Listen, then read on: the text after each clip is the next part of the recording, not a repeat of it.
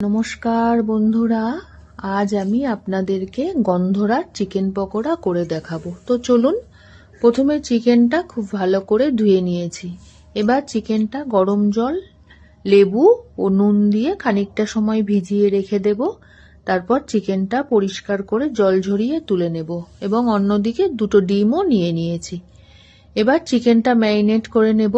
চিকেনের মধ্যে দিয়ে দেব পেঁয়াজ বাটা, আদা রসুন বাটা, লঙ্কা বাটা, সামান্য নুন, গন্ধরাজ পাতা কুচি এবং গন্ধরাজ লেবুটাকেও একটু গ্রেট করে নেব।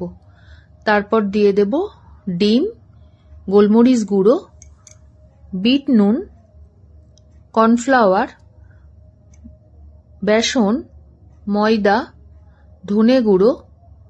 এগুলো দিয়ে আমি খুব ভালো করে ম্যারিনেট করে নেব এবং অন্যদিকে গ্যাসে একটা কড়া বসিয়ে দিয়েছি। কড়াতে দিয়ে দেব বেশ খানিকটা পরিমাণে সাদা তেল এবং এক এক করে চিকেনগুলো দিয়ে সুন্দর করে লাল করে ভেজে তুলে নিলেই তৈরি হয়ে গেল আমার গন্ধরাজ চিকেন পকোড়া। Thank you.